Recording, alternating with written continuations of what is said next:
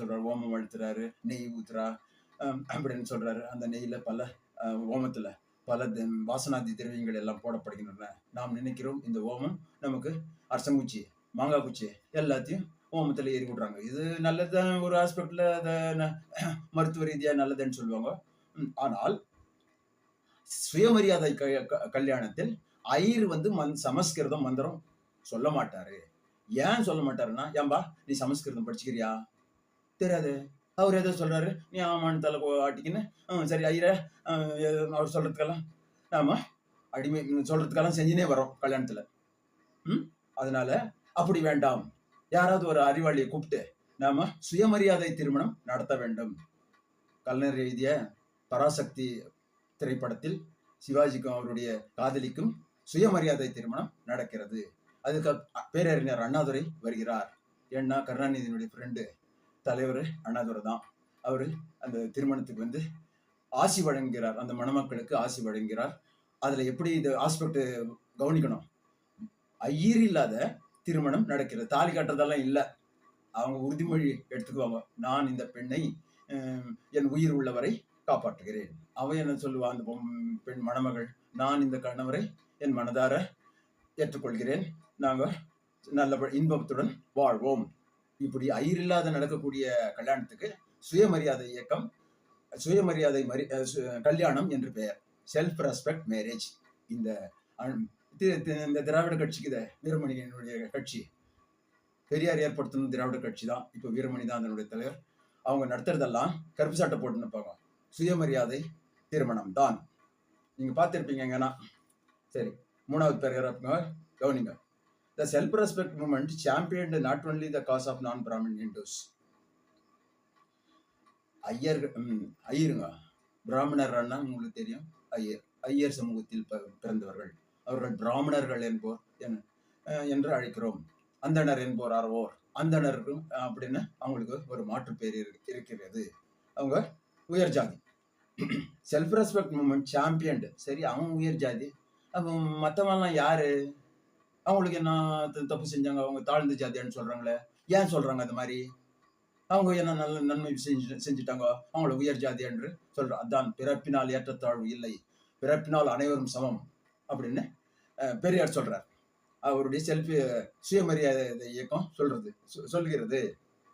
நான் பிராமின் ஹிந்துஸ், பிராமணர்ஸ் இந்துக்களை மட்டும் பற்றி பேசவில்லை, முஸ்லிம்களை பற்றியும் பேசுகிறது. அந்த கேஸ்ட்லயும் ஏற்றத்தாழ்வுக்கு நிறைய சப்காஸ்ட், பட்டாணி முஸ்லிம்ன்றான், இந்து முஸ்லிம்ன்றான், உருது பேசக்கூடிய முஸ்லிம்னு சொல்றாங்க. பல டிவிஷன் இருக்குது. அதுல உயர்வு தாழ்வு இருக்குது. இந்த சப்டிவிஷன்ல பிறந்தவன் உயர்ந்தவன், இன்னொரு பட்டாணி முஸ்லீமு அவ்வளவு உயர்ந்தவன், உருது தெரியாத முஸ்லீம் கொடுக்குறாங்க. அவனை ஏன்பா அவனுக்கு தாய்மொழியாக உருது தெரியலையான்னு கேட்டா, எங்களுக்கு தாய்மொழி உருது இல்லைப்பா, நாங்களும் தமிழ் முஸ்லீம் தான், எங்களுக்கு உருது தெரியாது, எங்க மூதாதையர்கள்லாம் உருது தமிழ் தான் தெரியும், அதனால அவங்க கற்றுக் கொடுக்கல, நாங்க என்ன பண்ணிட்டோம், கற்றுக்கல, தமிழ் தான் பேசிக்கிறோம் எங்க வீட்டுல எல்லாம் அப்படின்னு சொல்லுவாங்க. Differences not only in Hindu caste but also in Muslim caste. இஸ்லாமிய மதத்திலும் அந்த உயர்ந்த ஜாதி தாழ்ந்த ஜாதி இருக்குது. அது வேண்டாம் அப்படின்னு சுயமரியாதை இயக்கம் அந்த கீழ் ஜாதி மக்களை பார்த்து, இது மாதிரி உங்களுக்கு ஒரு தப்பு இருக்குது, அந்த தப்பை நம்ம எல்லாம் ஒன்னா சேர்த்து நிவர்த்தி பண்ணிக்கலாம் அப்படின்னு சொல்லிச்சு. The self respect movement extolled the lofty principles of Islam. எல்லா மதத்திலும் உயர்ந்த கருத்துக்கள் இருக்குது. மதம் என்பது என்ன? மதம் என்பது கடவுளை அடையக்கூடிய ஒரு மார்க்கம் ஆகும். அதுக்கு ஒரு உதாரணம் சொல்றேன் சார். என்ன உதாரணம்னா, எல்லா நதிகளும் எங்கெங்கோ பாய்ந்து கடைசியில் எங்கப்பா அடையும்? அது அடைவது கடல். எல்லா நதியும் எங்கெங்கோ பூமியில எல்லாம் பாஞ்சி நிலத்துக்கு தண்ணி இது பண்ணி அந்த மெயின் நதி கடலை வந்து சேரும். ஒரு தமிழ்ல ஒரு பாட்டு, நதி எங்கே போகிறது கடலை தேடி அப்படின்னு. நதி வந்து கடலை தேடிதான் போகும். இந்த மதம் கடவுளை எல்லாமே இதுலயும் நீ சத்து எல்லா இதுவும் மதமும் கடைசியில முடிகிற இடம் பார்த்தாக்கா கடவுள் தான் ஆகும் அப்படின்னு சொல்லுது. அது கடவுளை பத்தி இது பெரியார் சொல்ல. கடவுள்னா பெரியாருக்கு பிடிக்காது. அது கடவுள் ஒரு சோசியல் இன்ஸ்டிடியூஷனு, அதை வச்சு ஜனங்களை ஏமாத்துறாங்க, அதனால அவர் இறைமறுப்பு கொள்கையை கடைபிடித்தார். அது கடவுள் இருக்கிறதோடு தான் ஜனங்க தப்பு ஏமாத்துறாங்க. ஏன் நம்ம கடவுள் பேரை சொல்லி ஏமாத்துறது? அது கூடாது. மதம் உனக்கு ஏற்றத்தாழ்வு சொல்கிறதா, அந்த மதத்தை விடு. கடவுள் உனக்கு ஏற்றத்தாழ்வு, மதத்தின் பெயரால் கடவுளை ஏற்றத்தாழ்வு கற்பிக்கிறானா, அதை விட்டுடுறா அப்படின்னு அவர் சொல்றார். பெரியார் சொல்றார். அவருடைய சுயமரியாதை இயக்கம் சொல்கிறது. Such as equality and brotherhood. அதுல 2 இருக்குது இஸ்லாம்ல. என்னன்னா, அனைத்து இஸ்லாமியர்களும் சமமானவர்கள் ஒண்ணு. அடுத்தது சகோதரத்துவம். ஒரு முஸ்லீமை அடிச்சிட்டான்னு வச்சுக்கோங்க, எல்லா முஸ்லீமும் ஒன்னா சேர்ந்துக்கும். ஏன் எங்க ஆளை அடிச்சிட்ட நீ? இது நம்ம ஏரியா, முஸ்லீம் ஏரியாவில் நீ காலை வைக்குவியா? வாடா உன்னை பாத்துக்கிறான். வேற ஜாதியா இருந்தாக்கா, முஸ்லீம் வேற ஜாதியாருன்னா அடிச்சுட்டாங்கன்னு வச்சுக்கோங்க, யாரும் விட மாட்டோம். ஒன்னா சேர்ந்து நீ எப்படி அடிக்கலாம், என்ன தப்பு பண்ணான் அப்படின்னு ஒன்னா சேர்ந்துக்குவாங்க. அது அவர் புகழ்கிறார். Self respect movement praised high principle, lofty அண்ணா ஐ எழுதிக்கோ, ஹை பிரின்சிபிள்ஸ் ஆஃப் இஸ்லாம். இஸ்லாமும் சில எல்லா மதமும் நல்ல கருத்து தான் சொல்லுது, இஸ்லாமும் நல்ல கருத்தை சொல்லுச்சு. அது என்ன நல்ல கருத்துனாக்கா, equality. There is no difference between rich and poor. No difference between high caste and low caste. About brotherhood. Consider all the people as your brothers and sisters. அப்படின்னு சொல்லுது. என்ன, எல்லாரும் இப்ப என் வீட்டுல நானும் என் தங்கச்சி மட்டும்தான்பா உடன்பிறப்புகள்.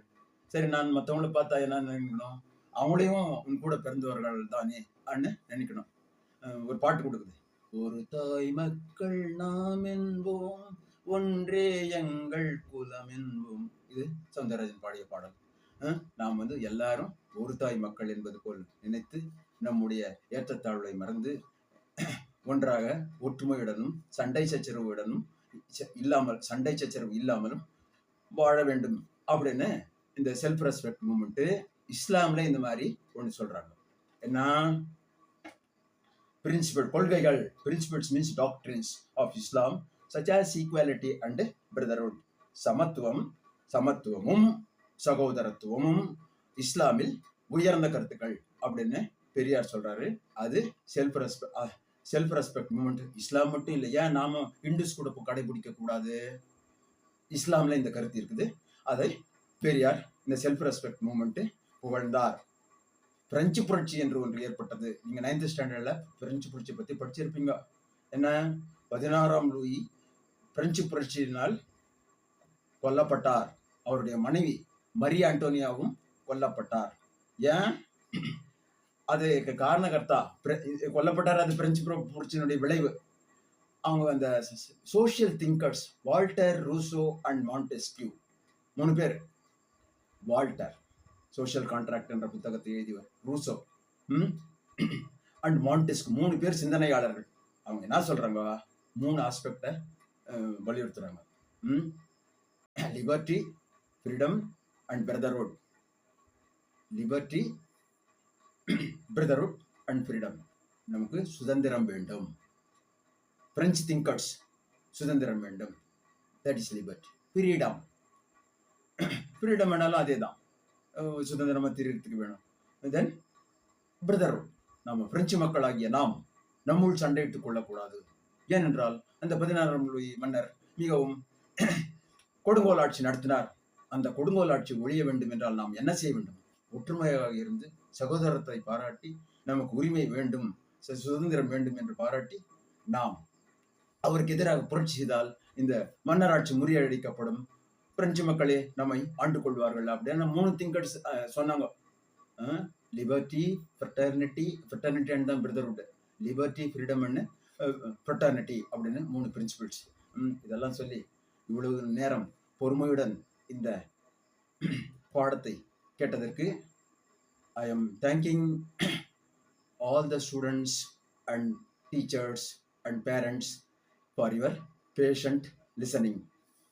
We will meet in our next class. That is the same lesson will continue. That is page 119. Next page is next topic heading Periyar E.V. Ramasamy Naicker. அடுத்த ஹெட்டிங் இந்த புத்தகத்துல 119வது பக்கம் பெரியார் ஈவீரா அப்படின்னு போட்டுக்கிறாங்க. ஈவீரான்னா இவி ராமசாமி நாயக்கர். அதான் அவங்க அப்பா அம்மா பெரியாருக்கு வச்ச பேரு. அதை பத்தி we can discuss. அதை பத்தி நாம் கற்றுக்கொள்ளலாம் என்று கூறி என்னுடைய இந்த வீடியோவை முடிக்கிறேன். வணக்கம் நண்பர். Thank you for listening to this video. That's all.